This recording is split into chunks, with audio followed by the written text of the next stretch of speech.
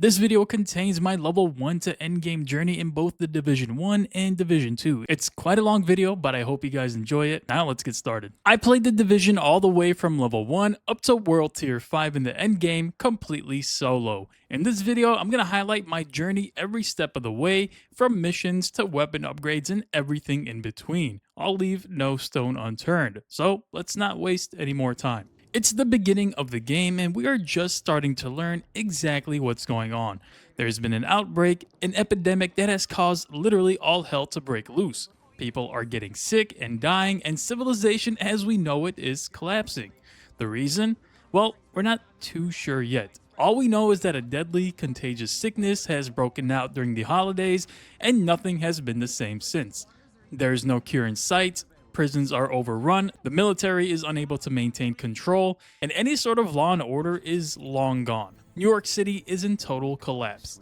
This dire situation activates us, and many others like us, otherwise known as the Division, a group of civilians who are called into action in scenarios where everything else has failed. Our duty? Well, to bring back some sort of law and order to what's become of New York. That's the setup, so let's get started, shall we? I get to customize my character a bit. It's nothing special, and some of these faces look downright terrifying, but nonetheless, I found one that'll do just fine. Add some sunglasses, and boom, I'm ready to bring the city back to its prime. I start out across the bridge in Brooklyn. This area serves as a tutorial. We get to learn the cover mechanics and test out some firepower. Nice. We also get to interact with ISAC, or the Intelligence System Analytic Computer. Sounds fancy, but it's basically a handy and all-encompassing service that helps Division agents get around the city, communicate with other agents, replay echoes, gather data, and so on. Eventually, I met the JTF, otherwise known as the Joint Task Force. This is a group made up of what's remaining of the US military, along with the local police force, firefighters, and the National Guard. They represent what's essentially a resistance group, so to speak, fighting against the different factions attempting to gain control or cause further chaos in the city. We also meet Fei Lao, another Division agent who's entering the city alongside us as part of the second wave of agents. Oh yeah, I should mention that we're not the first ones to go in. We'll find out exactly what happened to the first wave a little bit later on. We get to activate our first skill. I chose the mobile shield to start out. It seemed like it would fit my playstyle and I wasn't planning on sitting behind cover. We'll see how that works out. And we're off to complete our first set of side missions. For all the hype and hubbub about what's happening, starting out by completing some side missions like finding food supplies and saving civilians seems a bit subdued. But that's kind of what a Division agent does. I score my first kill, mark the supplies, and complete my first mission. Still not quite level 2 though. The second mission asks us to rescue some civilians. This is also an opportunity to understand how the game works at large. Go to a target location, complete an objective, and do the same thing for about 20 to 30 hours. In fairness though, the game is pretty damn fun, so I don't really have much of a problem with that. We rescue the hostages, and boom, we're level 2. We're still in the tutorial though and have one more side mission to complete before we hit up the main island. This time we're finding some morphine. These rioters pose very little threat and holding this point was easy enough. I would like to say that this is a sign of things to come, but that's not the case at all. The Division starts kicking my ass and simply does not stop. Anyway, we defend the point and make our way back to the safe house. These safe houses are a great place to shop with vendors and also serves as a great way to see other players. Yes, even today there are new players joining the Division like myself. It's always nice to see older games thriving. After checking in and updating the JTF officer, we complete the tutorial and hit level 3. Not bad, we seem to be progressing fairly quickly. We still have one more mission in Brooklyn, however. This time around, it's considered a main mission, not one of those time filler side missions. The police precinct is overrun. Rioters are attempting a siege, but thankfully we're close by. Eliminate some bad guys, free some hostages, and take out the leader of the rioters. Nice, we also get our first uncommon item for our effort. This particular mask gives us plus 3% increased kill experience. This property can roll on every item and it'll be key to help us level as quickly as possible. This marks the end of our time in Brooklyn. Leaving at level 3 is decent enough. Our transfer, however, is met with some real issues. The helicopter is shot down, and our companion Fei Lao is injured in the explosion, but thankfully a backup helicopter shows up. It's very convenient. We get a bit of tidbit of info on this helicopter ride. The first wave of Division agents are either all dead or missing in action. It's not good at all. After some dramatics, we finally made it to Manhattan and learned that the base of operations is located at the post office. This is where the good guys hang out. Basically, we upgrade our skills here, unlock new abilities, buy weapons and gear.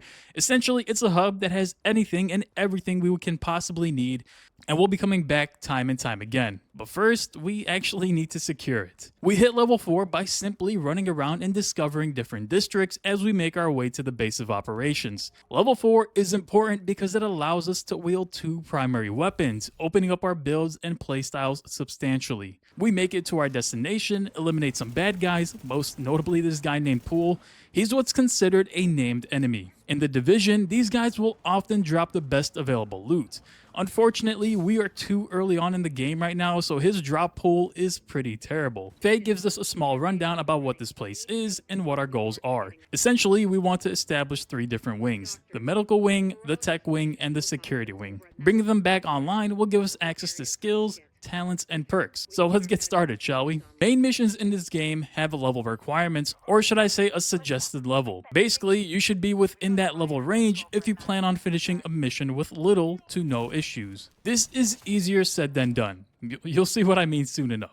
Let's head over to the Madison Field Hospital and bring back Jessica Candle, the leader of the medical wing and the person taking up the responsibility of slowing the outbreak and getting down to the root cause. As you might expect, we delete some bad guys on a basketball court and in the concession area. Eventually, we find a doctor, rescue her, and protect her as we make our way to the roof. This is basically the final fight of this particular mission, and like many that come after, there are at least 1 or 2 gold-plated enemies, signifying their power and telling us they're not to be taken lightly. Yeah, I died here a few times. In fact, I was here so long, it turned from day to night. Killing Hutch and wrapping up the mission takes us up to level 5. For our effort, we get some medical wing supplies. This is the primary currency used for upgrading and unlocking skills. You'll see what I mean shortly. Getting to level 5 allows us to equip not 1, but 2 skills, filling out our loadout a bit more. At this point, I basically have at least uncommon gear in all my slots. You'll see these level 30 items in my inventory, and to be completely honest, I have no clue how they got there, but I can't even use them. I did refuse to sell or destroy them because I really didn't want any sort of advantage. We get back to the base and unlock the medical wing.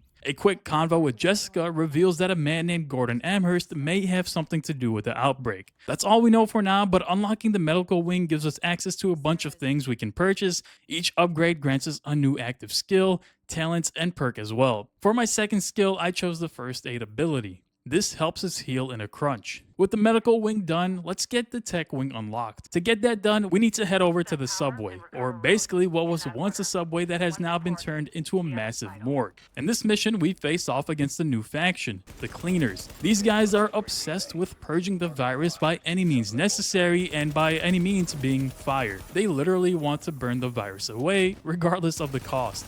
These guys really like to close in on you and use their flamethrowers, but those same tanks that power their flamethrowers are also their weak points.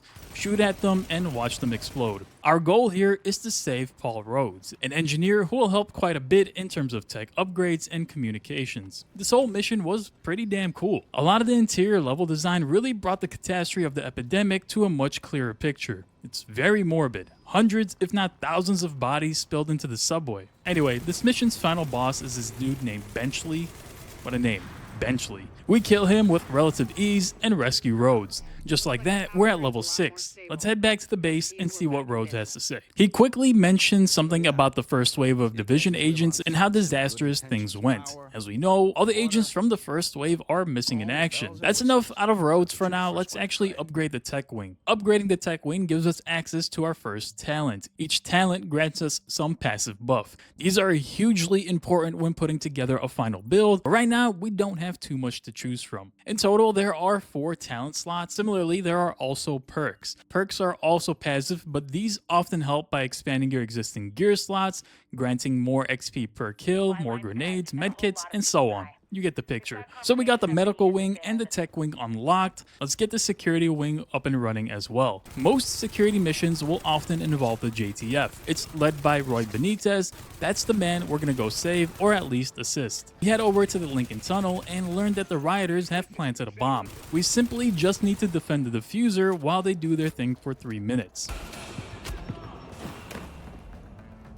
You've got to be kidding me. Well, I guess it's time to restart the timer. We finally made contact with Benitez, but things are looking dire. There's a huge assault taking place, and our abilities are clearly sorely needed. There's another leader here to take out. Good old Finch. Taking him out, unfortunately, isn't super rewarding, just some uncommon loot. This is one issue I had with the game and the unrewarding loot throughout the main story. It's also something I talk about in length in my retrospective here. Go and check that video out when you're done with this one. Back at the base, Benitez tells us that there's no way in or out the island. That really doesn't matter much to us. I figured we're stuck here for good anyways. Benitez gives us some pretty obvious information. Gangs, wreckers, and cleaners have taken over the streets. Thanks for the heads up, I really couldn't tell. So this sets up the rest of the game. Each wing we've unlocked has a series of 5 missions, each of which advances that particular wing's story. Doing so, we learn more about what took place, what's happening right now, and everything in between. Let's go ahead and officially unlock the security wing. Alright, we're all set. The map tells us a bunch of useful information. Each main mission has a level range that we should be in. Right now, the one we can probably successfully complete is the Hudson Refugee Camp. We've been level 6 for a bit now, but completing this mission will take us to level 7. This particular camp is filled with infected folk who don't really want to die. The cleaners, however, have caught wind of this, and remember, their goal is to eradicate the virus, so it doesn't really matter if someone is living or dead. Midway through this mission, we end up hitting level 7. Nice, I'll take it. The mission we're on is quite long. We've killed countless cleaners, but we still need to reach the crane controls. The cleaners are planning on dropping this massive tanker on the camp. They are nothing if not ambitious. The mission culminates with a fight against Martinez, the foreman of the cleaners apparently. He likes to set up these mini turrets all over the place. It's an ability we have access to as well, and it's funny how annoying it is to actually go up against. Anyway, he's dead. Let's move the damn tanker out of the way too.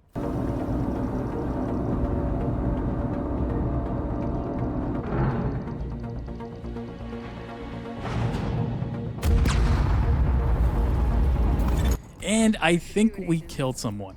Either way, we're halfway to level 8. Being level 7, the next logical mission to go on would be the Broadway Emporium. This particular store has been identified as the potential release site for the virus. Our job? We just need to find and secure some samples of the original virus on some cash. This area looks really nice. I just had to point that out. I mean, look at it. The store, of course, has been ravaged and looted. Hopefully what we need is still here. The cleaners are also making an appearance and for some reason setting fire to a Christmas tree as if the tree itself is infected. Anyway, we kill a ton of cleaners, we recover the money we're looking for, and face off against Kaczynski, another leader in the cleaners hierarchy. The boss fights against this particular faction have all been the same, but I can't complain too much because they're still engaging enough. Completing this mission shoots us all the way up to level 8 and almost halfway to level 9. That's what I like to see. Somehow, up to this point, these high-level named enemies are still only dropping greens. By now, I would have definitely expected to see at least one rare drop. God, this area just looks so good. Let's head back to the base, talk to Kendall, and see what we have for upgrades. Kendall tells us that she's halfway towards producing a vaccine based on the research and evidence we've gathered, or at least a blueprint for a vaccine. Sounds like great news.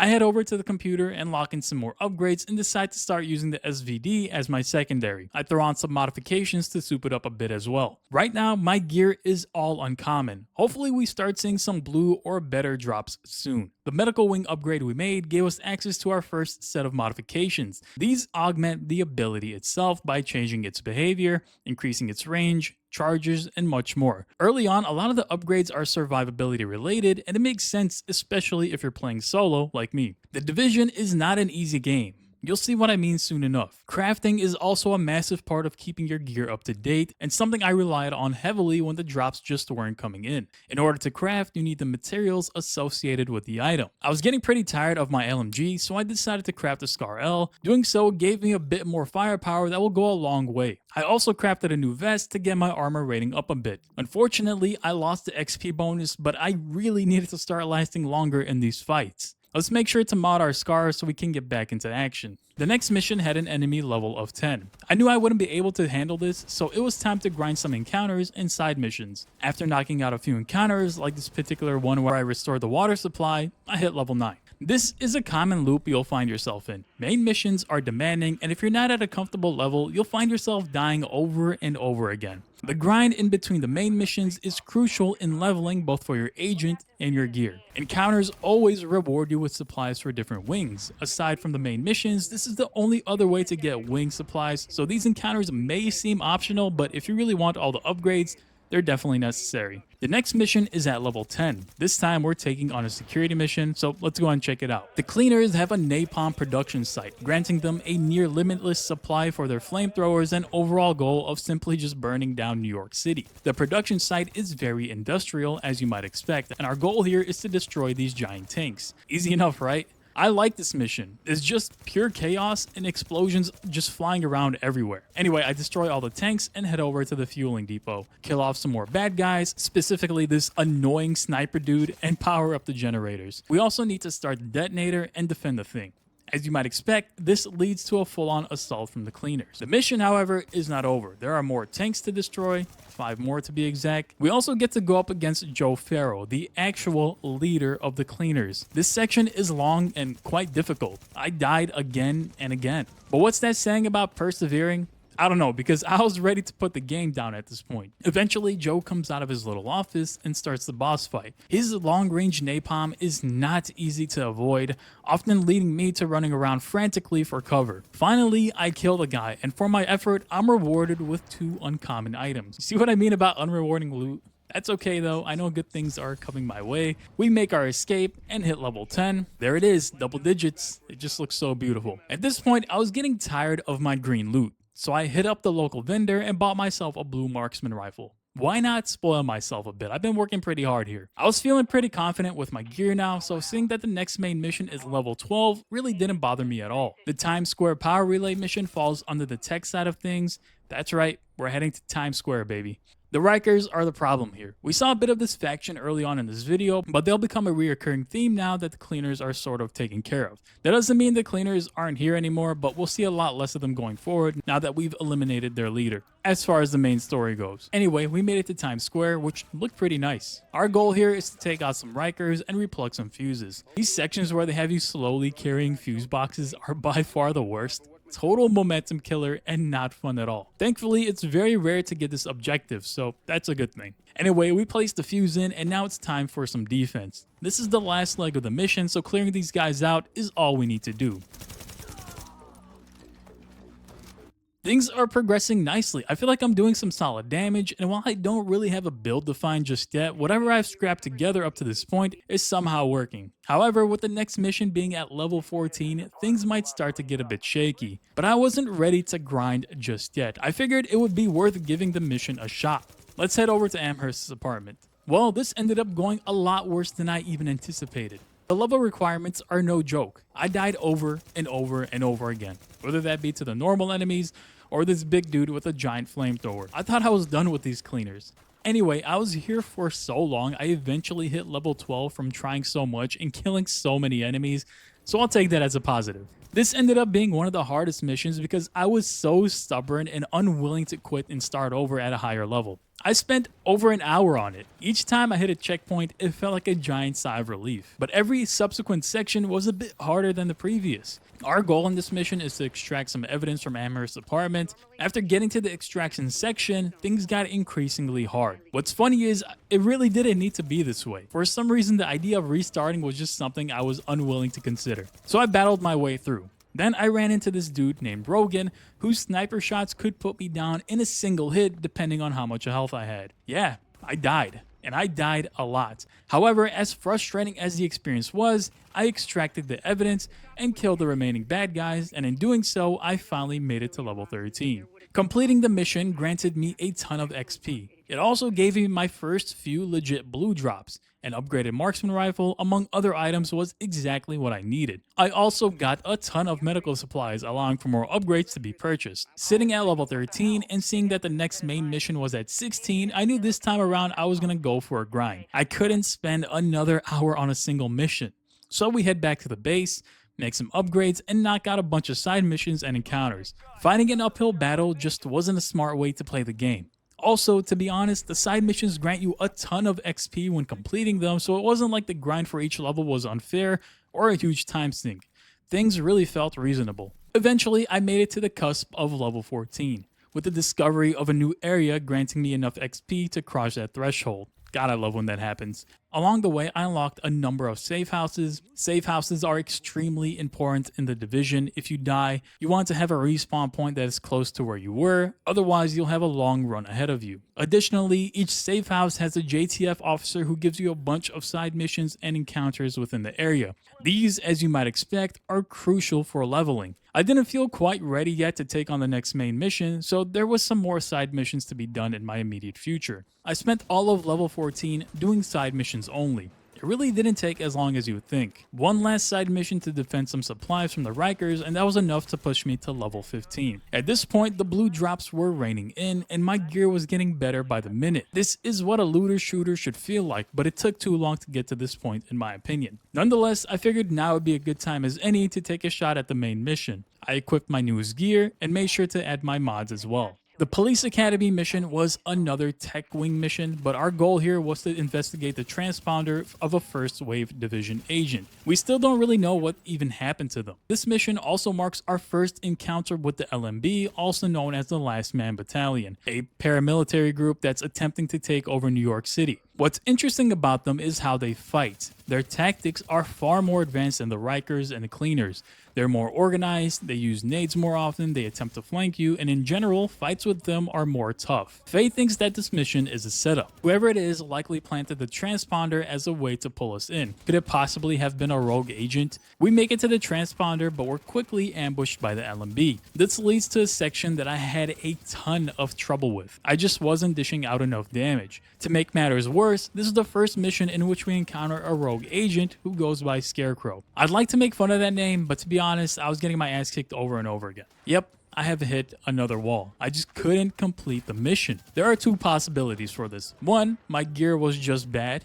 Two, I just suck at the game. For the sake of my ego, I'll go with number one. Well, it's time to grind again. I head back out to the streets of New York, and it's not long before I hit level 16 after completing some encounters. Thanks for not dropping anything, buddy. I head over to the local safe house to check out the vendor, and oh my god, it's the first purple I've ever seen. And it's out of my budget. At this point, I felt a bit stuck. None of my gear felt powerful or good enough to tackle the mission again. Everything I wanted was too expensive. I set out and did a few more side missions to get some new gear and also made some money to buy a new attachment that gave me increased crit damage. I finally decided to head back to the police academy to see if I can actually take down Scarecrow. This went about as chaotically as it possibly could. I was still too weak to withstand any incoming damage, causing me to fall back any time that I got shot. This was done over and over and over again. Like, just look at how silly this fight ends up being. There's no way the developers intended for this to happen, but here we are. Running and gunning, hiding, and regaining health to re-engage. I was not about to go grind again,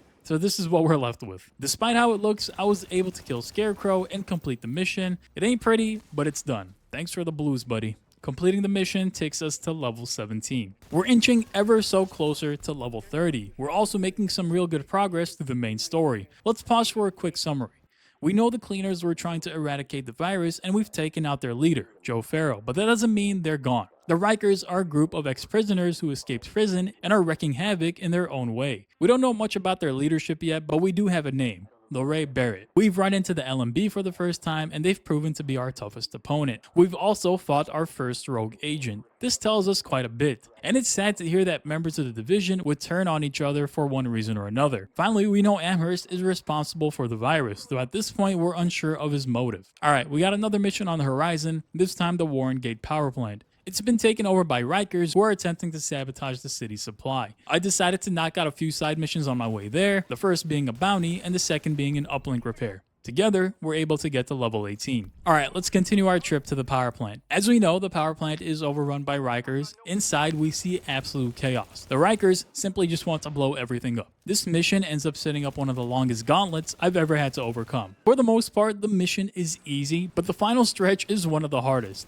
After disarming the explosives, we get into our first ever timed mission. The safety valves need to be turned back down as the Rikers are attempting to overload them. This all needs to be done before the timer expires. Thankfully, the devs gave us more than enough time, but seeing that timer popped up definitely kicks up the anxiety a bit. The control room section is where things get rough. Essentially, it's a wave-based section with each wave throwing 4 to 6 enemies at you at varying difficulties. I died quite a few times to the point where I decided to turn on matchmaking in hopes that someone would just join and help me. That help never came, hence the title of this video. Eventually, I made it to the boss, Keller. I think he got stuck on something because he wouldn't move from this one spot, but it did make things easier on me, I guess. Thanks for the blues, buddy. In the control room, there's an echo, one that gives us a better idea of what has transpired and who Lorraine Barrett is. She is the leader of the Rikers. She helped the convicts escape and brought them to the heart of the city. Their goal, as we know, is just to create pure chaos. Anyway, now I'm level 19. Back at the base, I decided to use this fancy new AR and slapped an extended mag on it.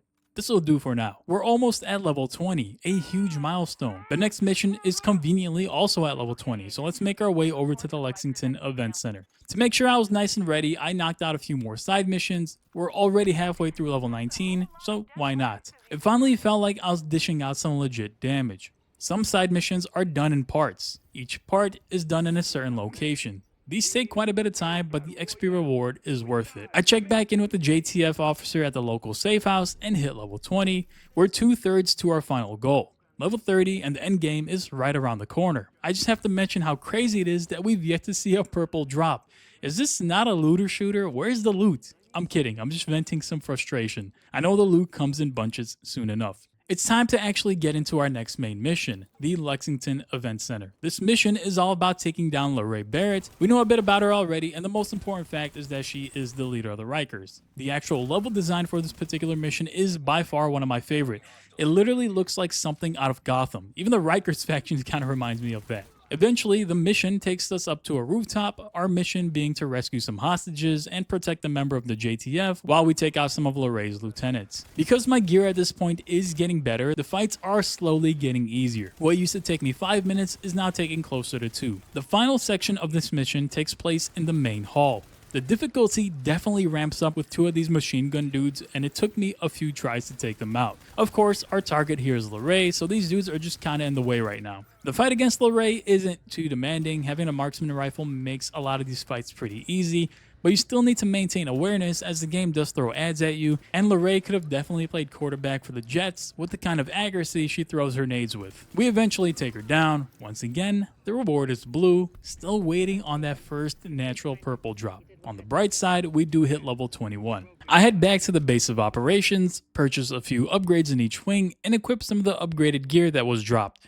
We're getting pretty close to our goal of level 30. Right now, I'm sitting in a pretty nice place. Being level 21 means I should be able to comfortably knock out the next main mission, Rooftop Comm Relay. This mission asks us to join up with the JTF and repair some broadcast dishes. Some of these missions tend to be pretty random. While they're all an effort to reestablish some form of order in New York City, this mission about fixing some dishes this late in the game feels like quite the filler. But hey, I'm just here for the loot anyway. On my way to the mission, I decided to knock out some side missions. My favorite of the bunch ended up being these bounties.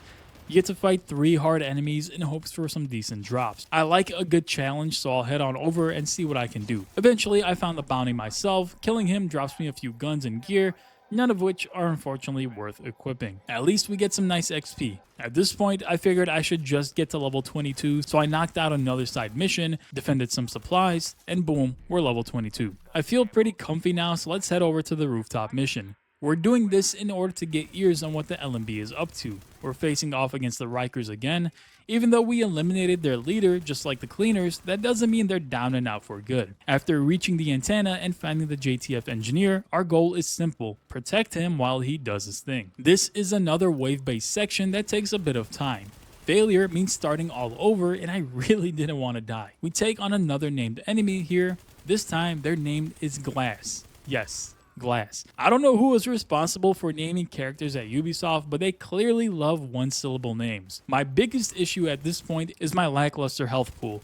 Anytime I get out of cover, I nearly die.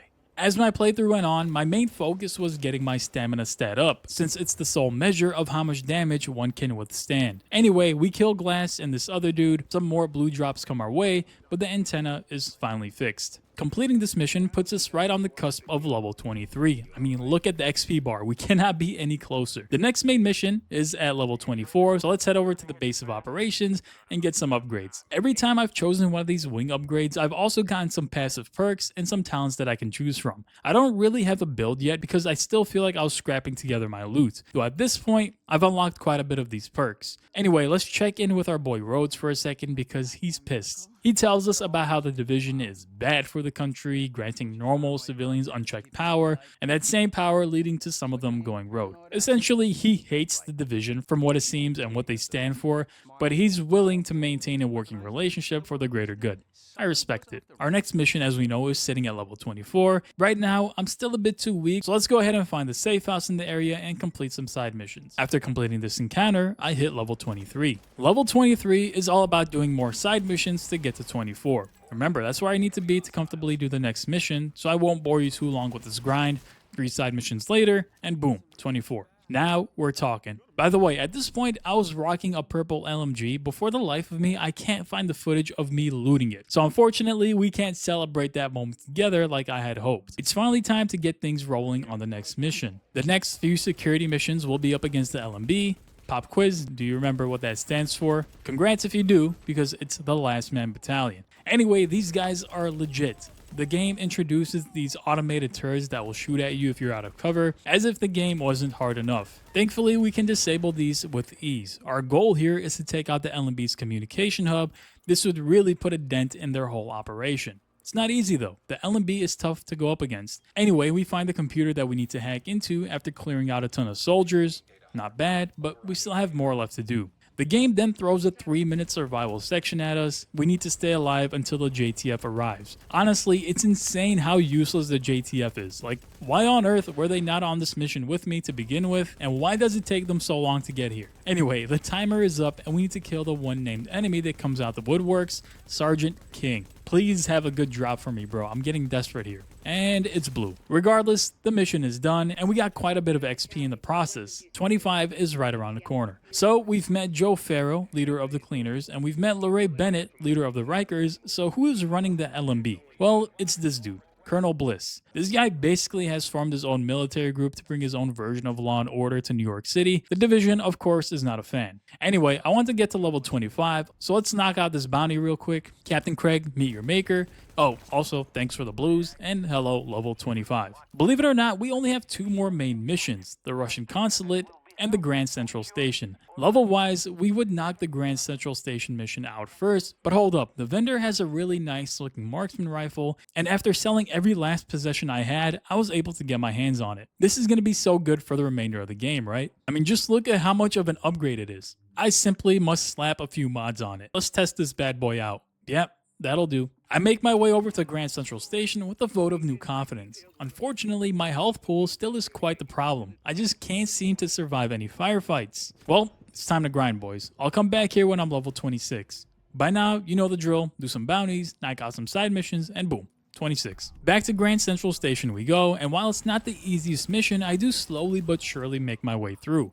This mission is like assaulting an army base. It's basically the last stand of the LMB. After fighting these dudes in the subway, we eventually make it to the control room. This is where we can disable those automated turrets that have been giving everyone trouble. With the turrets now disabled, we head back out on the streets and continue our lengthy assault. Just need to take out one last sniper. Alright, it's time for some defense. Nothing can go wrong with the JTF by my side. As you probably might expect by now, we have ourselves a named enemy to kill, Captain Foley, another leader within the LMB hierarchy. Dude just likes to spray down with his machine gun, so I need to place my sniper shots carefully. And oh my god, he dropped my first real natural purple. Dude, thank you so much. The LMB dips and falls back to their headquarters. Completing this mission takes us right up to level 27. So close, I can almost taste it. At this point, I've completed all 5 missions in the security branch, all 5 in the tech branch, but only 4 in the medical. So let's get ready to wrap this story up. Before we do that, let's pay Benitez a visit. He gives us a quick status update. The city is slowly but surely starting to feel safer as all the work we've done to push back against the bad guys is actually working. Well, we're almost at the end of the story and I'm ready to head over to the Russian consulate. Interestingly enough, the safe house we're going to has an XP reward waiting for me. This is enough to take me to level 27, exactly what I needed. Let's go and knock out the next main mission, shall we? Okay, this mission requires a bit of setup. A virologist named Vitaly Chernenko is holed up at the consulate. He is a known contact of Amherst, the same dude who released the virus. Our job is to find him and extract him. Sounds simple enough, I guess. The LMB is here as well, likely trying to do the same thing for one reason or another. The mission itself is quite long. First I had to take out some LMB members, then I had to take out some more LMB members. Eventually I made it to the server room where we tried to access Vitaly's data. This is easier said than done because this wave-based section kicked my ass. Honestly, I had no idea this game was as difficult as it turned out to be, but hey, I'm not one to back down from a challenge. We get the data and head over to the panic room. This is where the dude apparently is holed up. Over the comms, we hear something interesting. A first wave division agent who goes by Hornet. He seems to be working with the LMB. We eliminate some more LMB bad guys and eventually get to talk to the virologist. It's funny to me that our main character doesn't have a voice. So instead, Jessica Candle does the talking. The panic room gets breached and Hornet somehow makes off with him. Talk about speed. I see why they call him Hornet. Hornet makes a call to Aaron Keener, another first wave division agent who has gone rogue. Keener is a character we'll be seeing again in the Division 2. Hornet asks for permission to engage us, and thus it's time for us to fight yet another rogue agent. The fight itself isn't particularly hard, just a lot of dodging nades and poking out for headshots when the moment calls for it. With the data extracted, Dr. Candle can learn quite a bit about the virus, specifically that the virus itself was genetically engineered. It was man-made. Unfortunately, the virologist that we were after is now missing. Great. Anyway, Hornet drops us some purples, which are immediately useful as the knee pads bump up my stamina quite a bit. Maybe I can survive longer now that the game is basically over. Well, that's the end of the medical branch. All branches are complete, but the game isn't actually quite over yet. We have one last mission to take care of. The final mission recommends that we be level 28. Thankfully, that's right around the corner for us. So let's set the final mission up here. The LMB are still a major problem with Colonel Bliss still around. We also learned that the LMB have the virologist that we tried to rescue in the previous mission. Our goal here is both to destroy the LMB's leadership and rescue that scientist. There is a lot at stake here. Before we head out, Dr. Kendall mentions that she's pretty much created a blueprint for the vaccine, though her capabilities are limited here in New York City, so I guess that'll be on hold for a moment. Before heading to the United Nations headquarters, I wanted to hit level 28 in order to comfortably handle the final mission, so I go off to complete some side missions. And I can't be any closer, can I? There we go. 28. Let's go ahead and get this final mission underway, shall we? A lot of this, as you might expect, involves killing LMB soldiers. How annoying is this guy with the machine gun? This final mission also asks that we disable a bunch of different automated turrets. It's impressive how much firepower the LMB has, isn't it? Alrighty, that's done. Time for another assault. These medic enemies are probably one of the most annoying. They drop these massive healing packs that radiate across a large area, healing any enemies nearby, so it's best to take them out first along with their med pack. We finally get a chance to talk to Keener. Well, not really, but there's an echo left behind that informs us of something important. Keener turned his back on the LMB and taken the virologist for himself. What he plans to do isn't exactly clear, but this is a huge stab in the back for the LMB. All their leverage is gone, and they're pretty much open for a full-on assault at this point. This particular echo features two additional bad guys, Raptor and Domino. They aren't exactly division agents, but we'll face them soon enough. Bliss is not too happy about the betrayal. Hey look, it's Raptor. Oh, and there goes Raptor. Oh hey look, it's Domino. And there goes Domino. Now it's time for the final showdown against Bliss. In this final segment, we quite literally have to fight a helicopter. Thankfully, we can use those automated turrets that we disabled at the beginning of the mission. This portion took me so damn long. I have no idea what the health pool of this helicopter was, but it had to be more than anything I've encountered so far. After quite a bit of time, down goes Bliss. My favorite part was getting a blue for completing the mission. Anyway, we've officially made it to the end game. First, let me grab all these purples. So that marks the end of the game. Well, at least the end of the story. It kind of just ends. There's no real payoff. Shoot down the heli and go on your merry way. Keener has abducted the scientists, which sets up some of the later expansions, but this is where the end game begins. And we're not quite level 30 yet, so we still have some work to do. Let's get to level 30, then we'll get into the real end game. By the way, I did get some nice loot for my effort, a new weapon, and some new armor, which I'll be putting to use. The fastest way to level 30 will be exactly what I've already been doing. Side missions and encounters. So let's fast forward a bit here. Here comes level 29, and here comes level 30. That's it. We've officially reached the endgame solo, but now we have a new goal. We need to hit World Tier 5 to officially mark our goal complete. What exactly is World Tier 5? Well, in the Division, gear score takes over item level once you hit level 30. It's all about finding more and more powerful gear with a higher gear score associated with it. The higher the score, the more powerful the item. Each world tier has its own gear score requirement, so in order to get to tier 5, I need to hit a gear score of 256. This sounds harder than it actually is. The loot shower in the endgame is so insane that it won't take me too long to get there at all. Once you hit level 30, your reward for hitting the next level is a field proficiency cache. These are basically crates with a high powered loot item. It's also worth mentioning that at this point, all the gear that gets dropped is either going to be high-end or a gear set item. Gear sets in the Division are extremely powerful, and when running group content, it's crucial to make sure your gear makes sense. Unfortunately for me, I'm doing this solo, so it's not as important right now. Endgame in the Division largely revolves around replaying missions on harder and harder difficulties, which in turn grants greater rewards. As part of my first activity in the endgame, I reran the Warren Gate power plant mission on hard, and while I was able to kill faster, I was still dying pretty quickly. Right now, my world tier is 1, but the rewards I get from this mission should start helping me out. So I make it to the end and I take out the boss, and he drops me 2 high-end pieces of loot. And I also get a reward for completing the mission. You'll notice that these items have a number associated with them. That's the gear score. Right now, I have a lowly gear score of 86. I need at least 182 to make it to tier 2. Now, I don't really feel like replaying more missions, and I did buy the season pass for $3, so I figured I'd do some of the endgame activities included in the DLC, such as the Underground. To access the DLC, I had to knock out the Secure Quarantine Center mission. I am really glad I did this mission anyway because I got some really good drops. For example, like this Scar L with a 175 gear score. Let me just strip these mods off my old weapon because this thing is going to help me shred for a while. We made it to the TOC. Here we can find a special equipment vendor who sells some really good stuff such as exotic weapons. So one of the DLCs included the Underground endgame activity. This thing is basically like a repeatable dungeon with various objectives. It culminates with a boss fight, and often the drops in this activity are really good, so I made this my main activity to go through the world tiers. Put it simply, I loved this activity. It's exactly something I would get addicted to, and I kind of did. As I was running through my first underground operation, 2 things happened.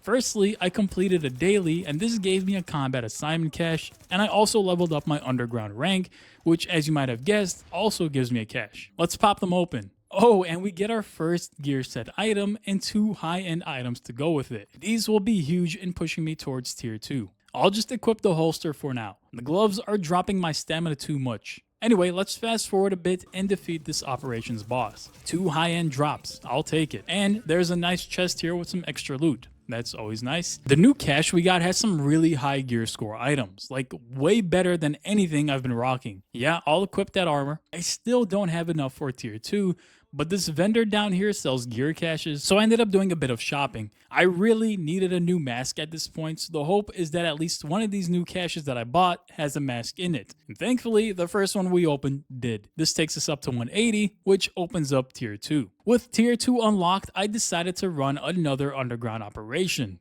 God, I love this mode. I can do this all freaking day. This particular operation was timed, so the objectives do rotate as well.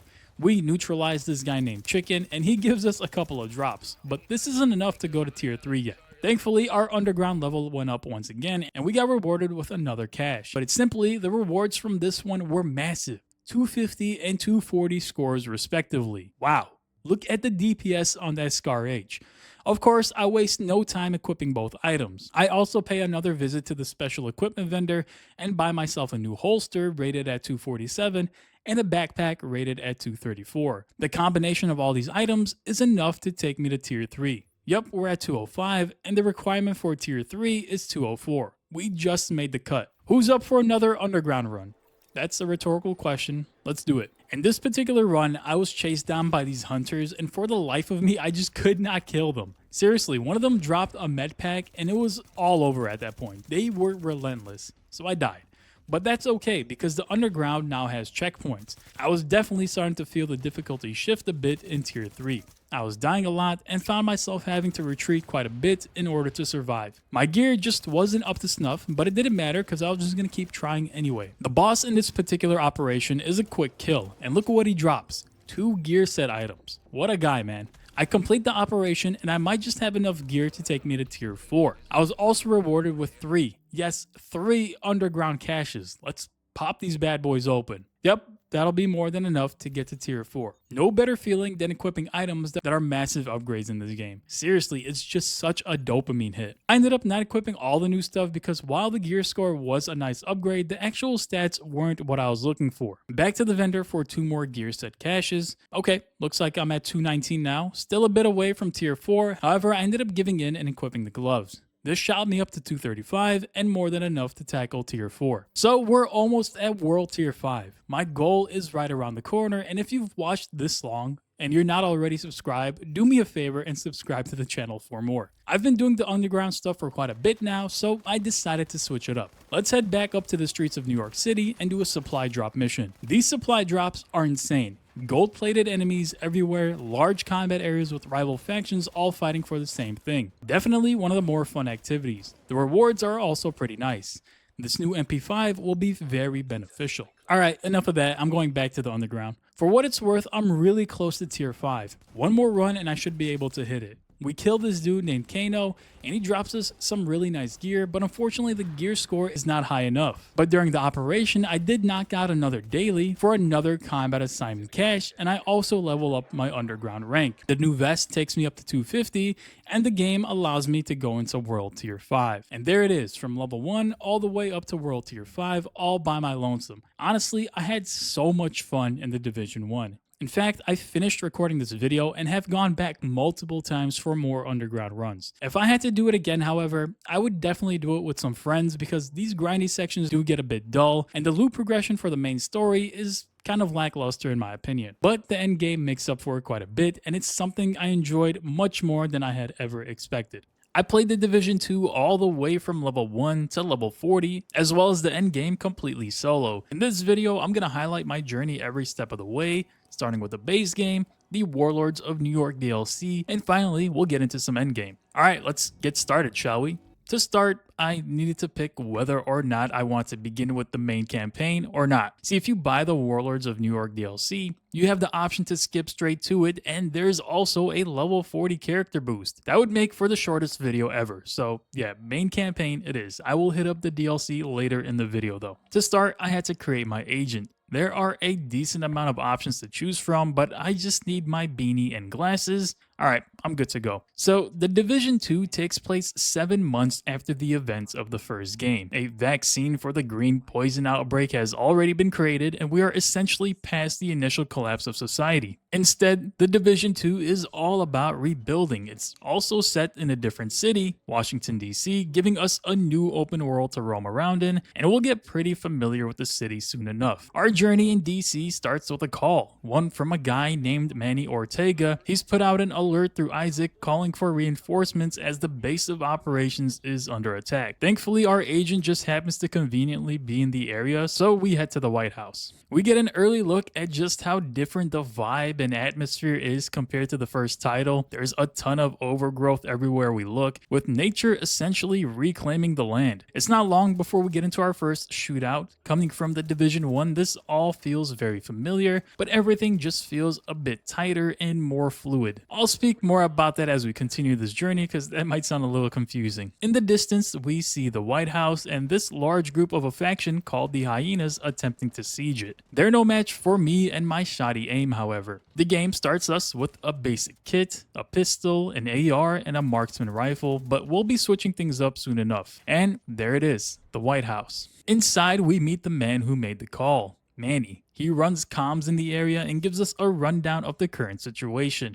The JTF is more or less gone and the city has completely fallen apart. There are a bunch of different factions laying claim to different parts of the city, and there are some civilian settlements trying to fight back. We'll be paying them a visit pretty soon. He also mentions that the Division network went dark, so I guess add that to the list of things that we'll have to worry about. We also learn about Kelso and how she's one of the last few Division agents operating in DC. Kelso is an integral part of the story, so we will be seeing her a ton. We say goodbye to Manny and earn ourselves a new nickname, Now we go by the sheriff. Base of operations houses pretty much every NPC you'll ever need, but the most important one to start with is the quartermaster. This dude is responsible for helping us unlock new skills and perks, so we pay him a visit. We first unlock the drone because we didn't really have much of a choice, and we get it equipped. Now, our first order of business is to head to the theater settlement where Kelso is hanging out at. The open world in Division 2 is extremely active and dynamic in comparison to the first game. There are many groups of enemies and activities we'll come across as we go from mission to mission, and it's not even long before we get our first uncommon drop. I will take it. Like the first game, different districts are controlled by different factions. As we progress through the story, we'll run into tougher groups of enemies. This group of losers are enough to get me to level 2. Clearing out enemies and control points is a big way to gain a bunch of XPs as you go from mission to mission, and thankfully there is no shortage of either of those. We finally make it to the theater settlement where we need to talk to someone named Odessa Sawyer. She's pretty much the leader of this place. We find her in her little office drinking away and letting us know that Kelso is already gone. She also tells us that the hyenas took her daughter in order to get to her. If we get her daughter back, then she'll be indebted to us. Our character doesn't say a single word. Dude just kind of leaves, and she can only assume that we didn't just walk away with no intention of ever helping her. We do get our first real mission, however, the Grand Washington Hotel, where her daughter is being held hostage. Like the first game, missions have level requirements and difficulties. We can't really change the difficulty yet, so we'll be playing all the main missions on normal for the whole campaign. Okay, let's head over and meet with Kelso. Kelso destroys half the building, creating a diversion for us to go in through the back. This mission, like pretty much all the other ones, follow the same pattern. Kill a bunch of bad guys, turn a few knobs, pull some levers, then take down a final boss. What makes these missions so fun to me is the variety of areas you fight in. The insane level of detail cooked into all these different mission areas really help in keeping things fresh and fun throughout the playthrough. We kill some more hyenas, using all our tools including our handy drone. We equip some new gear and continue plowing our way through. Eventually we make it to the rooftop where the final showdown takes place. We need to kill this dude named Saint who doesn't pose much of a problem. Doing so allows us to free Odessa's daughter, who goes by Eleanor, and we get a quick look at Kelso. We're not done just yet though, we need to secure the hotel. Alrighty, that's done, and for our efforts, we hit level 3. Pretty quick progress so far, we're already at the cusp of level 4. Each time we level, we'll get one of these field proficiency catches. These are basically loot rewards for hitting the next level. Sometimes they have usable gear, but most of the time, they're pretty useless. We head back to Odessa and find her and Kelso having a somewhat heated conversation. Kelso wants help. Things in DC are falling apart and support from the settlements would go a long way. Odessa reluctantly offers some of her people to help fight back. Completing this conversation unlocks a few more main missions within this particular area. These missions affect this settlement. Completing these missions not only progresses the main story, but also provides the settlement with some upgrades and allows us to recruit different personnel back at the base of operations, such as a crafting person, a bounty person, and so on. Let's lock in on the next main mission, the Jefferson Trade Center. We're going to there to reactivate an Isaac node and rescue a missing Division agent. We're still fighting the hyenas here, so we'll clear some out. I love the scale and size of this mission. We finally found the node deep underground and bring Isaac back to life locally, and now it's time to find that missing agent. Turns out someone named Coyote has the agent hostage and they seem to be torturing him, so now we have a rescue mission on our hands.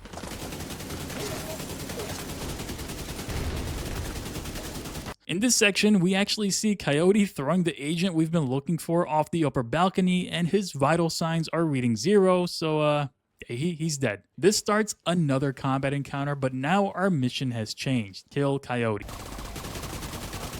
And boom, she's dead. This mission is complete and we hit level 4. We also unlock a new skill that we'll need to decide on back at the base of operations. At the base, we get this little cutscene showing us how the work we've done so far has contributed to the rebuilding of the White House settlement. Honestly, none of this really matters to us. It's all just visual progress rather than something that affects our character personally. We talk to the quartermaster and unlock our first perk. Perks in this game are all passive buffs. Some will give us more ammo, more grenade stock, more storage space, and so on. The shade tech we earn from the missions will be used to unlock them as we go forward. I focused on getting all the XP rewards first, hopefully that'll help us level a little bit faster. Now it's time for our second skill. There are 7 options to choose from, but I wanted something to take the attention off of me and dish out some damage as well. So I naturally went with the turret. We link up with Manny and Kelso. Kelso tells us that she has an idea of where the cure was sent. This cure would help in preventing another major outbreak. Now, this is news to us because we don't know anything about a cure right now. Manny tells us that President Ellis survived a plane crash in DC and that he's being held by one of the factions. Finding him should be the top priority. Kelso disagrees. We need to find that cure first instead, but Manny mentions that the president might be the only one who has access to it, especially if it's somewhere secure. I guess that makes sense. Anyway, that's the main plot, but it'll take a backseat for now. Our next mission involves securing the Viewpoint Museum from the True Sons. This is a new faction that we've yet to encounter. So off we go. There was a control point on my way that I decided to clear for some additional XP and loot, and I also unlocked a safe zone for fast travel and side mission purposes. This is definitely a different vibe than New York City, but you know what?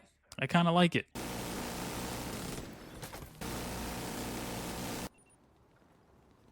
And one more control point cleared. So we make it to the viewpoint. We get our first look at the True Sons. This group looks more advanced than the Hyenas, and simple chaos is not their motivations. The True Sons are a paramilitary group composed of ex-JTF members, either those who deserted or were part of some mutiny. Antoine Ridgway is the group's leader, who is also ex-JTF, and someone we'll come across at some point. Their goal is pretty simple: gain control of DC and squash out any opposition. I guess it's too bad we're here. We clear out a ton of True Sons and manage to hit the big level 5 early on in this mission. Our goal is to get to the production studio. Essentially, we're here to put an end to their endless propaganda and use their communication capabilities for our own good. We get our first defensive objective here, which isn't too difficult, and it turns out some dude named Wade is up on the roof putting up a ton of EMP jammers so that no one can broadcast from the viewpoint. These EMP jammers are pretty damn effective considering the freaking massive pulse they let out. We just need to destroy all 3. And there's the third one. Wade himself shows up, and killing him is the last thing we need to do.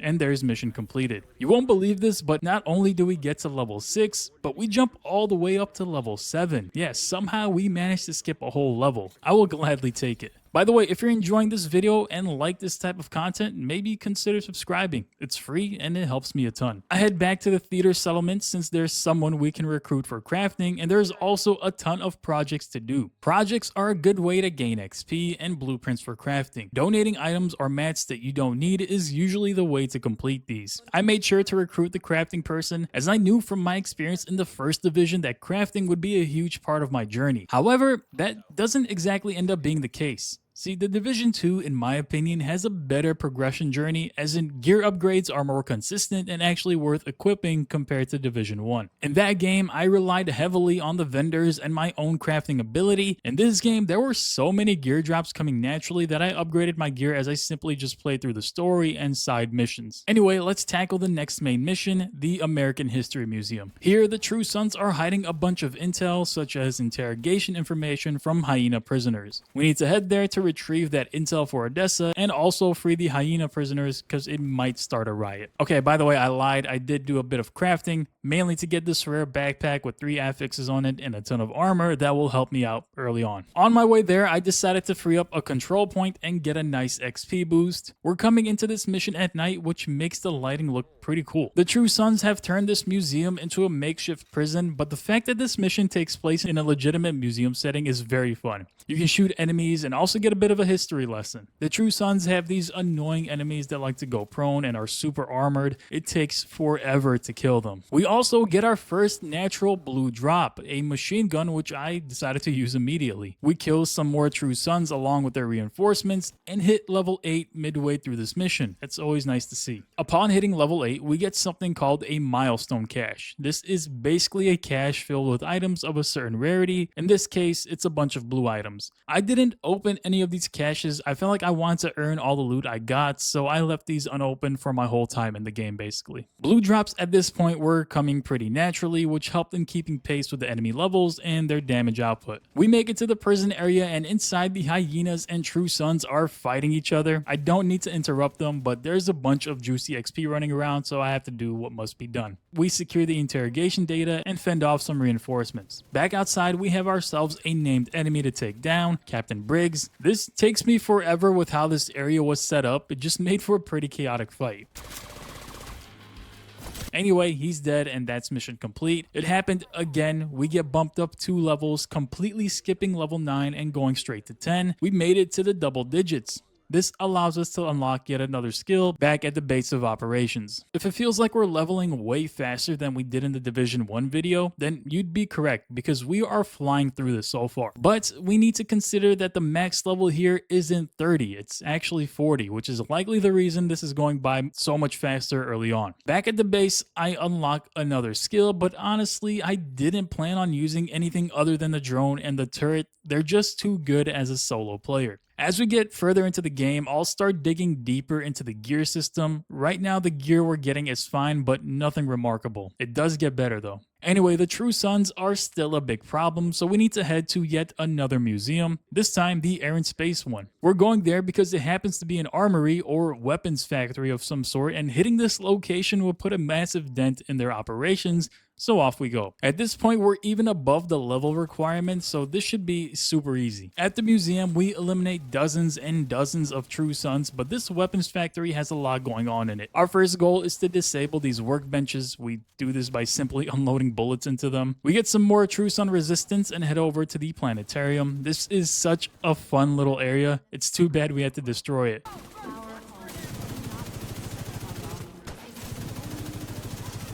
We get to this section where we're fighting on what is basically a replica of Mars. I mean, I gotta give it to the devs. They really did try with their level design in all these missions. Anyway, we learned that these dudes were actually trying to build a missile. So this is very serious business. We find one of those completed missiles and destroy it. And finally, we kill the rest of their reinforcements. In order to wrap this mission up, we need to kill Lieutenant Kelly. And they're dead. This mission is complete, and we not only jump 1 level, but 2, going from 10 all the way to level 13. Now, that is a big jump. Odessa wants to meet again, as we've now completed all the main missions for the theater settlement. I decided to first head over to the castle settlement instead, and doing so will unlock us a number of main missions that we can tackle in that area. Kelso is here, so we strike up a quick conversation. Apparently, the settlement had been attacked with only a few remaining survivors. Our stoic main character is told he needs to go to Jefferson Plaza, where the attack originated from. Kill them all. We got ourselves a control point right in front of the settlement, so I figured it would be best to clear it.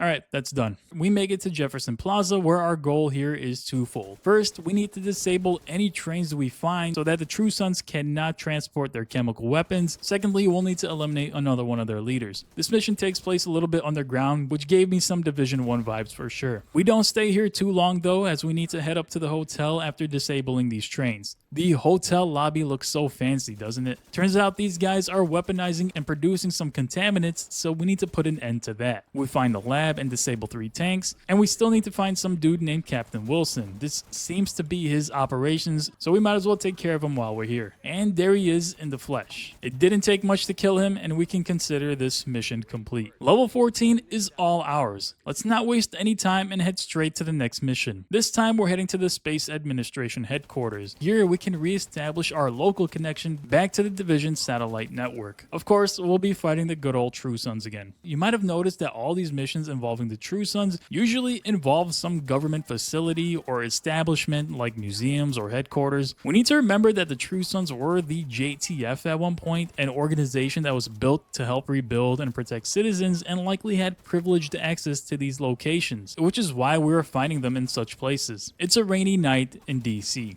I always did want rain in the first game, so it's nice having it here. Alright, it's time to let some bullets fly. We fight through floors of true suns until we make it to the place we need to be, the satellite control room. To re-establish connection to the Shade network, we need to find an antenna, a radio, and this place just happens to have both. In all honesty, this is one of the more annoying missions that the game has. Essentially, we need to go out there and align these huge dishes. The actual alignment process takes forever. While doing this, we'll need to fend off some bad guys as well. Alright, that's the third antenna. Back down we go into a huge combat arena. Here, we're looking for a transmitter to communicate with the satellite. I know, the missions in this game are way more far-fetched compared to the first game. Either way, we escort this giant component to the R&D lab, and here we fight a bunch more of the true suns, but at least we can see our component moving along the ceiling. We get so close to getting what we need, but a giant explosion puts a stop to our plans. We gotta kill Master Sergeant Steve. What a way to make an entrance. However, he's not too difficult and is dealt with pretty quickly. We re-establish connection to the satellite network and we can consider the mission complete, and we also hit level 15. We head back to the White House and get notified that the base has been upgraded once again. Looks great if you ask me. We get another milestone build filled with purple items. This would be a huge upgrade for us, but like I said, I'm not touching these. I'll wait for a purple to drop naturally. Okay, let's head back to the theater settlement and see what the hell Odessa wants.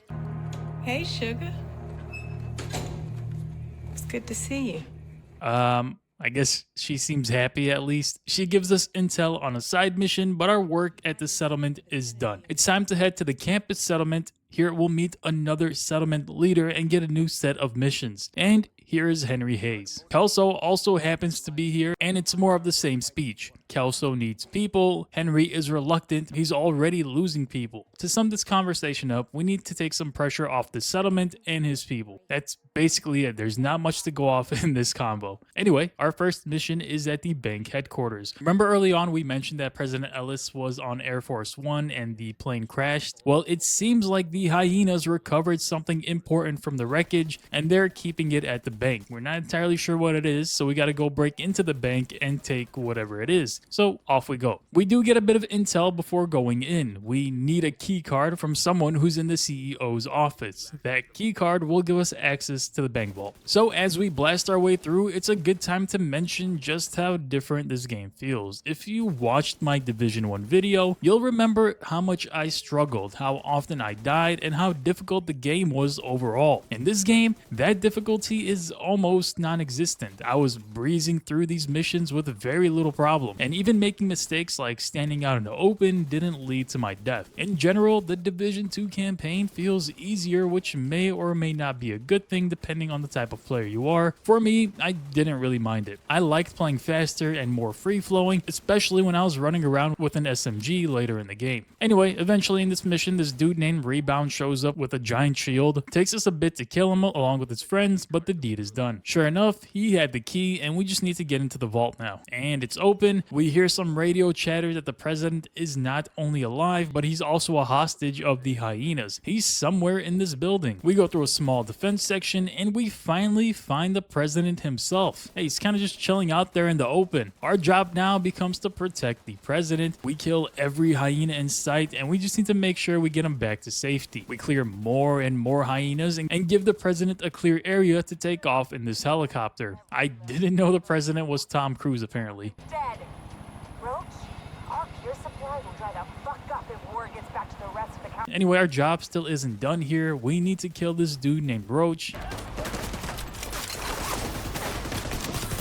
Okay, he's dead, and so are all his friends. With that, we get mission completion and level 16. We get informed that the president himself wants to talk to us. My goodness, what an honor. He thanks us personally for rescuing him from the hyenas. He also tells us that Kelso was correct. A broad spectrum antiviral, or the cure as Kelso put it, was sent to DC. This antiviral can combat really any infection. The flu, polio, a common cold, and even the green poison. This isn't a simple vaccine. It's a complete cure. The president knows where the package is located, but he'll need the briefcase that was with him on Air Force One to access it. Kelso mentions that the briefcase is likely with the true sons at the Capitol. The president is basically like, alright, go get it however you see fit. So that mission and a bunch of other main missions are pretty much out of our level range right now. The DCD mission involving a faction we've yet to deal with known as the Outcasts is at level 18. In the first game, this is basically a death sentence, but things are a bit different in Division 2, so we can head on over even though we're 2 levels below. On our way there, I clear out another control point. These are becoming increasingly important for gathering a good amount of XP and also creating fast travel points across the map. I do wish these awarded more XP, but it is what it is. I also decided to do one of these Shade Tech cash missions. These are actually huge for gaining a ton of XP and something you'll start seeing me do more and more of as we go. They're relatively short and the XP reward is worth it. We're getting pretty close to level 17, but let's head on over to the DCD. Alright, apparently the Outcasts are also doing some sort of experiments. They have a lab and they're infecting people with green poison, then sending them back out into civilization. The Outcasts are essentially a rebellious group hell-bent on seeking revenge for the forced quarantine they, along with every American, were put into during the height of the green poison pandemic. They have a leader who goes by Emmeline Shaw, and her goal, along with the group, is to kill and destroy indiscriminately. So yeah, these people are just no good. The group is also pretty crafty, using these RC cars equipped with saw blades to push you out of cover. Anyway, we got a lot of killing to do. Eventually, we need to make it to the morgue. As you might guess, this place is just full of dead bodies, likely those who fell to the green poison. We blow up these 2 blood vats, which I guess the Outcasts were using to reproduce the virus, and eventually make it to the library. The Outcasts also have these dudes who rush you with C4 strapped to their chests. Once they get close enough, they explode. You gotta love it. Anyway, we need to download whatever research these guys have done. This mission ends with a final battle in the courtyard. Here, we go up against someone named Blade, kill him along with his minions, and that's another mission complete. Another step towards rebuilding humanity. Shout out to my drone for doing the bulk of the work on this mission. We hit level 17 and now we can unlock the last skill back at the base. Like I said earlier, I haven't put much thought into the other skills yet. Still running the same drone turret combo, and I've also yet to get a natural purple loot drop. I'm sure it's coming sooner rather than later. At this point, a lot of the other missions are a bit too far out of my level range, so I decided to try out some bounties as a leveling activity. Early on, there are only 2 of them to choose from,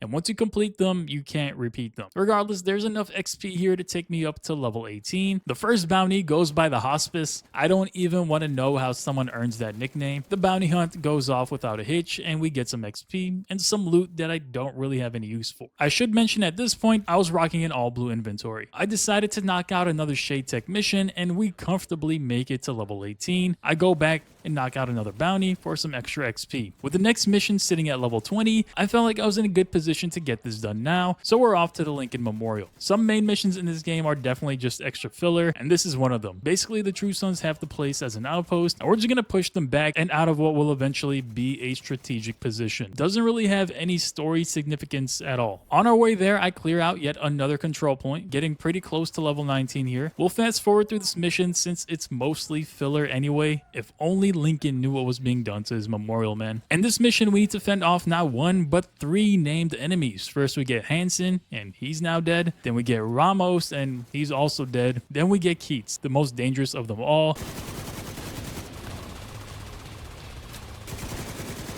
Took a bit to get him down, but there he goes, and that's mission complete. Level 19 is ours, and we're already halfway done with it. So the next main mission is at level 22. I think being 3 under the required level is a bit much. So you probably know what time it is. We knock out a control point. I pick up a side mission to save some beekeeper named Jeff. These types of side missions give about the same XP as the Shade Tech missions, so they are worth doing, but they do take a little bit longer. Saving him takes us up to level 20. At this point, it's pretty wild that I've yet to see a natural purple loot drop, given the fact I received a milestone cache at level 15 filled with purples. I must be pretty unlucky. Anyway, main mission time. The Potomac Event Center. Apparently the Outcast chief strategist is here. Yeah, they have a chief strategist. I don't know why, but that's so funny to me. It's like a tech company or something. We need to capture him and interrogate him. Kelso will be accompanying us on this one. She'll be creating a diversion. I couldn't help myself though. I just had to clear another control point on the way there. It's fine though. All this XP is for the greater good. And guess what? We get our first natural purple drop after all my complaining. The best part is me completely missing the sniper shot on the dude who dropped it. A superior rifle granting a solid damage increase and 2 affixes. Not the greatest drop, but I'll take it. We make it to the event center and it looks so welcoming, does it not? This is a pretty long mission, so we'll go through the highlights. The outcasts know the division is here and they want to help their strategist escape via boat. Our goal is simple: to reach the docks and disable or destroy all of their equipment. So we need to destroy these fishing boats, which takes forever, all while dealing with a constant stream of enemies. Definitely one of the harder missions so far. My drone and turret really put in some overtime. Alright, all the boats have been taken care of. Inside, we find ourselves fighting in a theater, but we continue to do what we do best, which is just to shoot indiscriminately. Kelso makes an appearance and helps us push down the main hall. Inside the concert hall, we find this dude named Lloyd on the big screen. Seems to be dropping some threats our way, and this is definitely the chief strategist. Eventually, this dude named Owl comes out, but we deal with him pretty quickly. And also this guy named Corpulent. You can start seeing how this game is slowly starting to throw harder and harder encounters at us, basically preparing us for the endgame experience. Kelso ends up capturing the chief strategist, and this marks the mission as complete. We also hit level 21 for our efforts, more than halfway to level 40 now. Henry wants to talk to us back at the campus settlement. Remember that dude? I don't blame you if you don't. Anyway, he gives us a side mission the same way Odessa did earlier. Basically, one last mission if we decide to do it. It's not required though. I get stuck on a pole on my way out, but now we have a ton of side missions to choose from, so there are more than enough leveling opportunities around us. I head back to the base of operations and unlock a bunch of perks. Remember, these are all passive and they don't really affect gameplay like they did in the first division. I decided to knock out some more Shade Tech side missions. Completing one gets us closer to level 22, and knocking out another one takes us right to the cusp of it. In the middle of this third side mission, we hit level 22, finally. I think we're ready to tackle the next main mission, the Federal Emergency Bunker. The enemies here are level 24, but I think we're fine. Our goal here is to find out what happened to the Division agents who were sent here to repair the main Shade node. What a cool looking entrance. Anyway, we're dealing with more outcasts here, so we know the drill. Now, I just have to mention how random some of these missions are. In the first game, most missions, if not all, felt like they were very central to the story and the plot. And this game, a lot of them feel like filler, do they not? The story of finding the cure and retrieving the briefcase has taken a bit of a backseat to these seemingly less important missions given what's at stake. I talked a bit about this in my review of the game in this video here. Anyway, just a small complaint I had, let's keep on moving. The mission features a huge underground bunker. The outcasts have taken a hold of it, so we need to clear them out first. I like the level design of this mission quite a bit, and it's up there among my favorites that the game offers. We make contact with one of the remaining Division agents. Someone is still alive. Maya tells us over the radio that she has equipment that will help get the main node back online. The only problem is the outcasts have her surrounded. This leads to a fun section where there are a bunch of these dudes with C4 that run at you. I totally got surprised by one of them and ended up dying. Immediate medical assistance needed. We finally reach Maya and enter one of the coolest boss fights this game has to offer. It's all about surviving a massive assault, but the whole time this dude with a giant hammer is trying to bang down the door. You know eventually that you're gonna have to fight him. Being underleveled, one swing from his hammer might be enough to kill me. I frantically run around and pump a ton of bullets into this dude.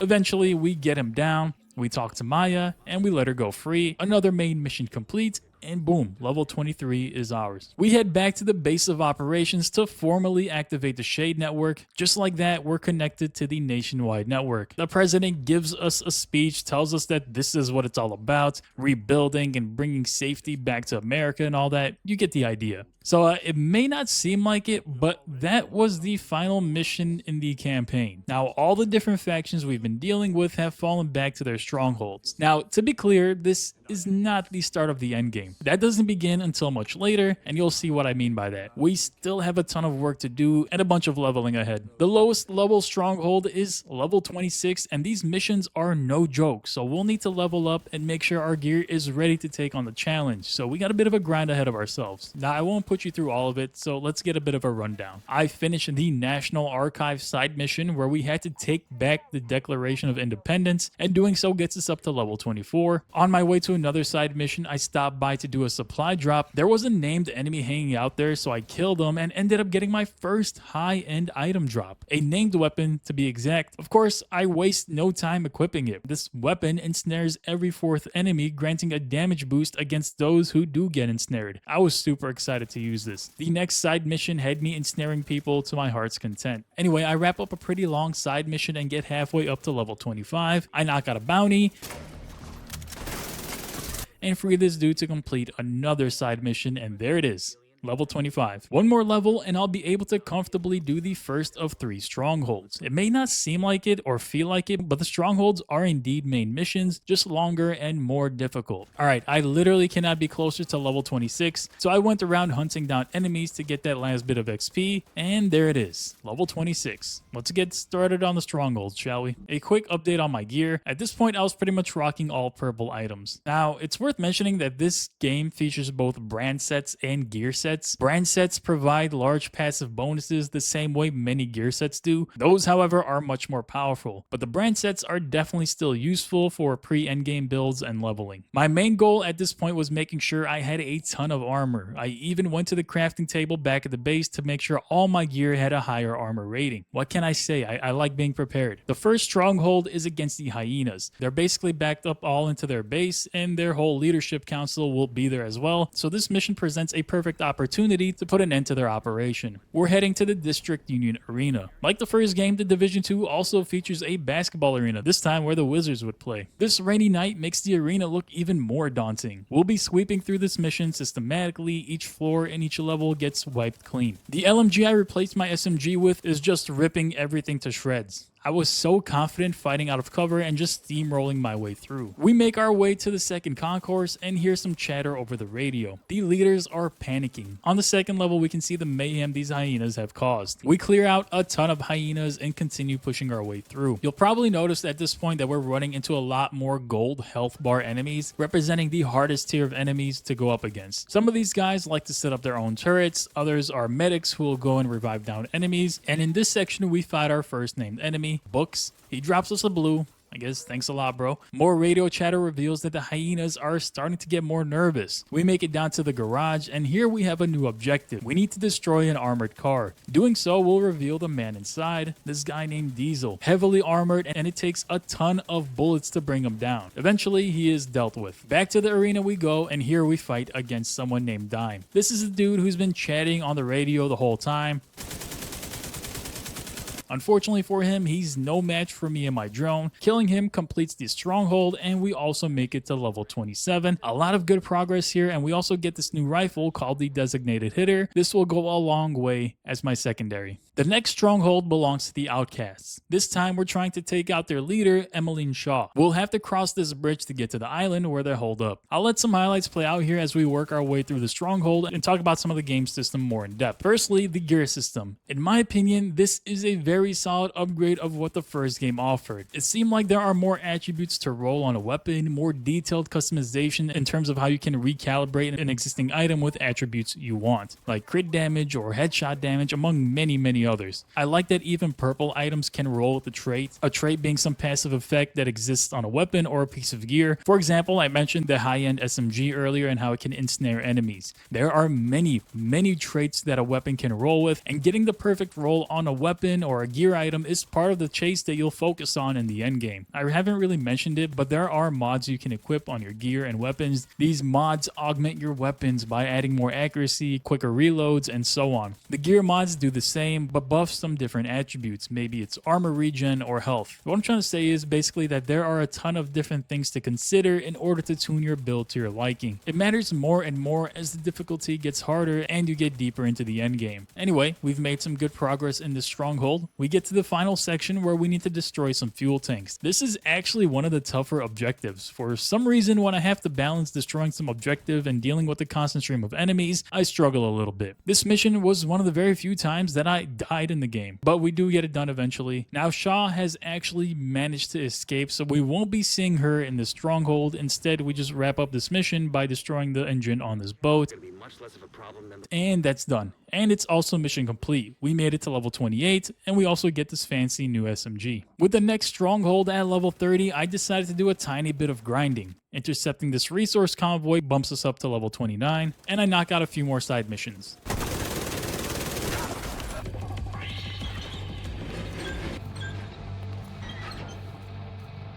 I can see a waterfall. There's one.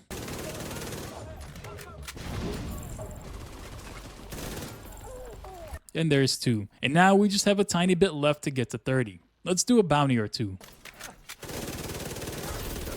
I literally cannot be any closer to 30. Look at the XP bar. I run around the city looking for anyone to kill. Thankfully, I didn't need to look too far as this group of enemies officially gets us up to level 30. Finally, hitting this milestone is a pretty big thing. You can see just how many notifications start popping up, but basically we now have access to numerous endgame activities. So yeah, I guess we technically made it to the end game, but we didn't actually make it to level 40 yet, and we still have more strongholds to do. This map screen is pretty overwhelming right now. I wanted to jump into all these different activities as soon as I could, but now's not the time. We do have some things to take care of, however. Our first order of business is getting our specialization. This is an additional layer of build variety that's added to your existing kit. There are 6 different specializations, each with their own unique weapon to use. You can think of it as a class system. Each of these options also has a dedicated skill tree, allowing you to further hone in on a specific playstyle that suits you. I ended up going with the Demolitionist. I knew having a grenade launcher to kill large groups of enemies in one shot would be massive. This particular skill tree is leveled with research points. These are earned passively as you play the game, complete missions, level up, and so on. Now, our second order of business is to get to the capital. Remember that briefcase that the president mentioned way back when? Well, now it's finally time to go and grab it from the True Sons. It's been a long time coming, man. Don't worry though, the DLC is coming up eventually. I really just want to sweep DC clean before heading to New York. Alright, here's the stronghold. Let's go and wrap this thing up. This mission is like actually assaulting an army base or something. The True Sons have a ton of firepower, and the outer area looks like a war zone. From a distance, these guys are launching mortars and causing all sorts of chaos. The lead up to the capital does a great job in communicating the scale of this operation. Since I'm going about this solo, I'm basically a one-man wrecking crew, but it would have been nice to do this alongside some other agents. Eventually, we make it to the roof where we deal with some named enemies. After killing the last enemy, we call for evac to get the briefcase out of here and back to safety. Kelso pulls up, but it turns out the True Sons have some anti-air defenses, so we'll need to deal with that before we can extract it. We do this by overriding the radars. We just need to stay within range of the radars until this meter fills up.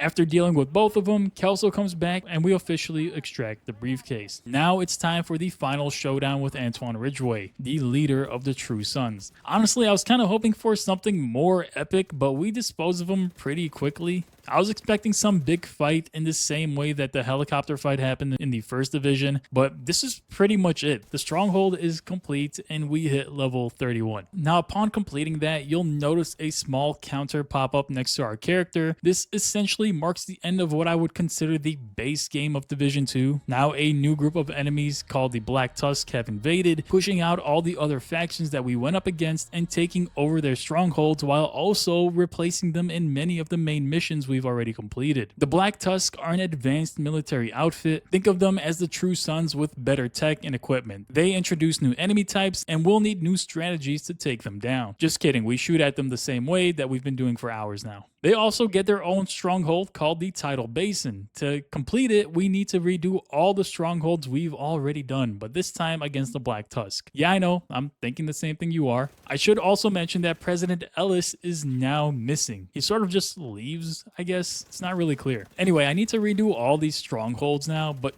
don't worry, you won't need to sit through them all again. We're back at the District Union Arena, and we get a look at these new enemies, including these robot dog things. Pretty cool, honestly. The Black Tusk also like like to use a ton of drones during combat, often trying to push you out of cover. The level layout in this mission is exactly the same from start to finish. You're doing the same exact thing. So let's fast forward to the final encounter. Here we need to kill Aurora K, a sniper who honestly never even stood a chance. We clear out the remaining enemies and boom, mission completed. This gets us up to level 32 and opens up the next stronghold for us. Back to Roosevelt Island we go, but let's do a quick check-in on the gear. At this point, I was running a number of high-end gear pieces and weapons. Like the first game, the loot drops really start to pick up in the end game. It's also worth mentioning that once you hit level 30, everything starts to scale with you, as in the next stronghold is at level 32, just like my level is. Now, there are some endgame activities that require you to be level 40, or I guess suggest that you be 40 if you try to attempt them, but we won't get to those until a bit later. Let's go ahead and run through the stronghold.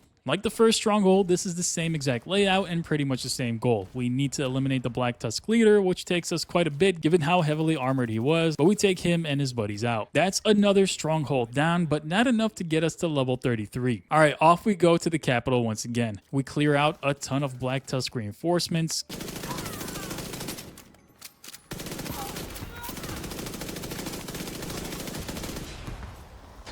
Kill one of their leaders, then exit the building to mark mission complete. This takes us up to level 33, and now we can do the newest stronghold, the Tidal Basin. And this one belongs completely to the Black Tusks, so I'm expecting the same level of resistance that the True Sons put up. So this stronghold has a bit of setup. Right around the base of operations is an area called the Gatehouse. This is where the antivirals should be stored, otherwise the cure if you remember, but it turns out someone has already been here. That person took the cure with them. Thankfully, there's an echo. This echo shows us President Ellis talking to a member of the Black Tusk. They're extracting the container to the Tidal Basin, and someone named Wyvern is in charge of its safekeeping. Turns out President Ellis is a bit of a traitor. Alright, let's go get the cure back. This is the final mission of the Division 2. After this, we'll be free to go to New York City. We blow a hole through the wall and start our assault. As expected, this is similar to what the True Sons had going on. At this point, my SMG was doing so much damage that I was comfortably shredding enemies out of cover. I really liked how the gameplay was flowing. Now, we need to destroy 3 helicopters in this section. So there's the first one, the second one,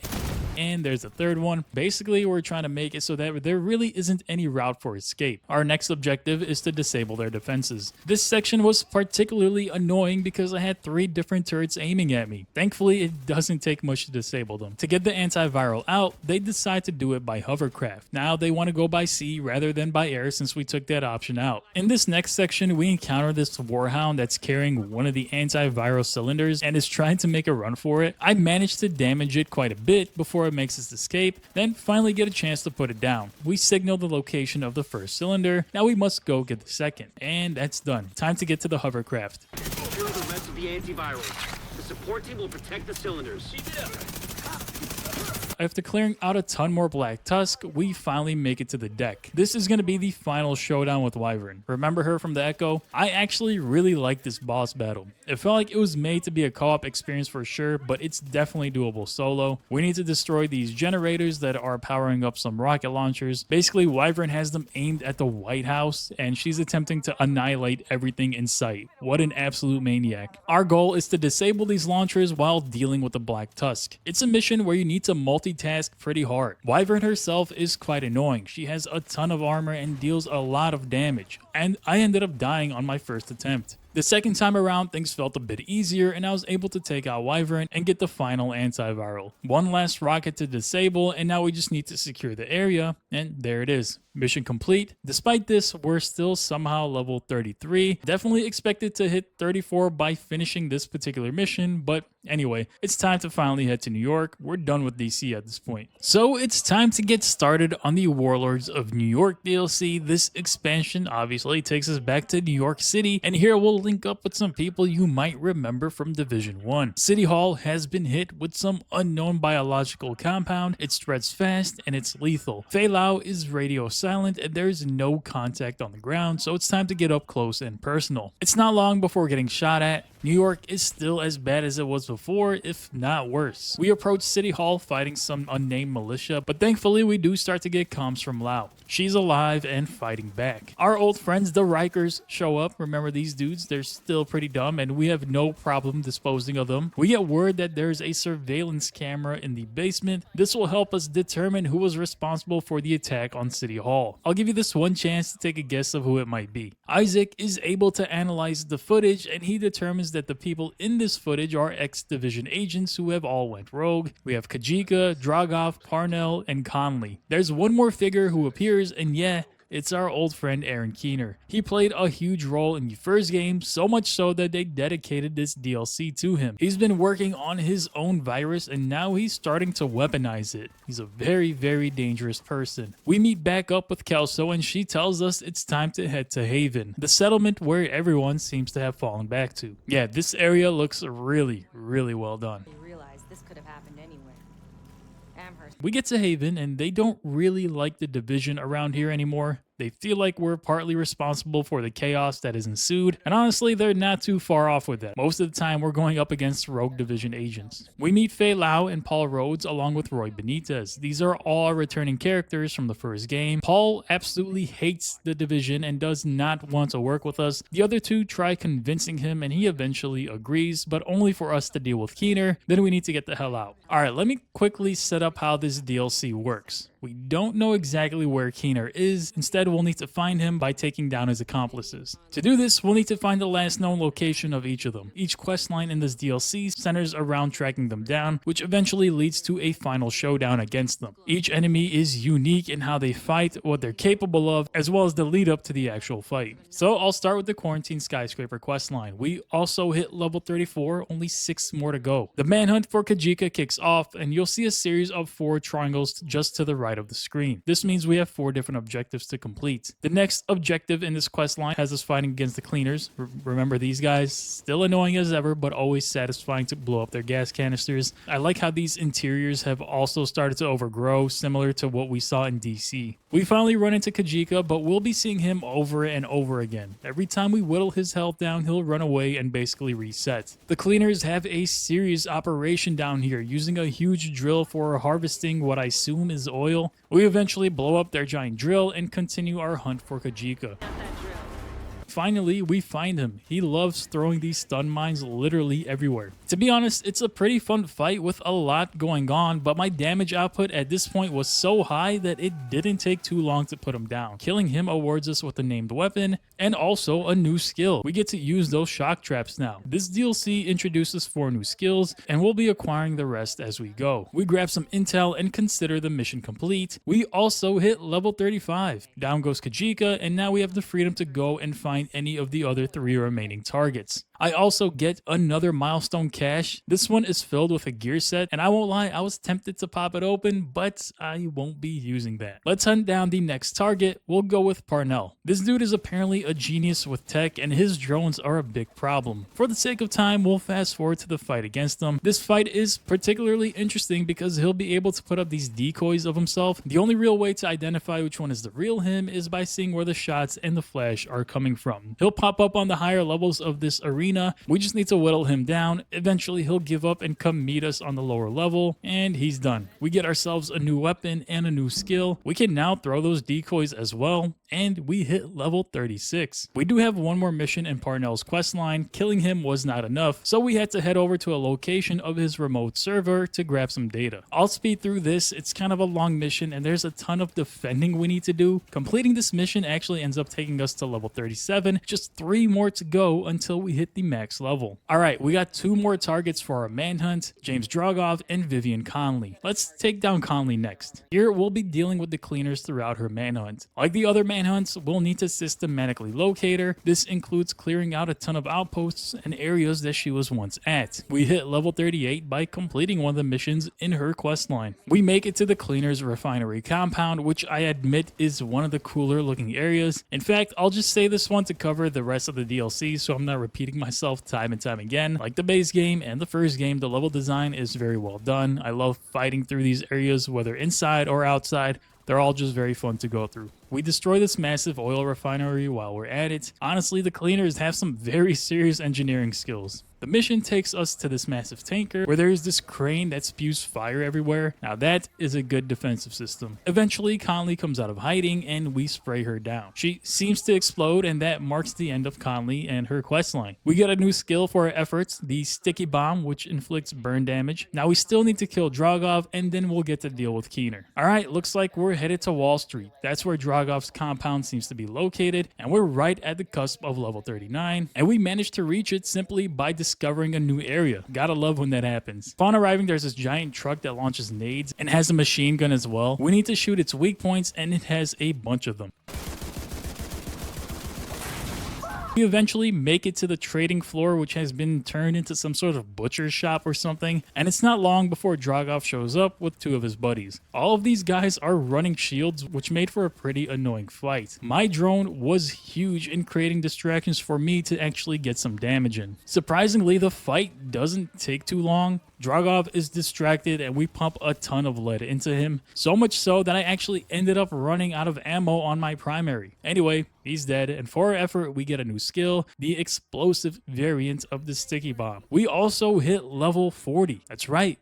We did it all the way from level 1 to level 40. This opens up a ton of new content, but I'm not gonna let Keener get away. I do a quick update of my gear, and at this point, I'm running all high-end gear. What's interesting is that we haven't gotten a single green piece of gear to drop, or in other words, a set item, but they'll be coming soon enough. Hopefully. Anyway, now it's time for the final showdown. We know where Keener is going to be, and it's our duty to put an end to his madness. Now, there are a few missions between us and getting to Keener, but this video is running a bit long now, so let's get some highlights going. We board a ferry after taking down a bunch of the Black Tusk forces. Kelso is also here, and I'm not sure why she thought it would be a good idea to take a ferry to Keener's location, knowing the kind of firepower the Black Tusk have. Unsurprisingly, the ferry gets attacked as we approach the island. I'm not sure what they expected. Anyway, we make it back on land and the Black Tusk is out in full force. We need to disable this giant machine called the Razorback by targeting its weak points. Weak points.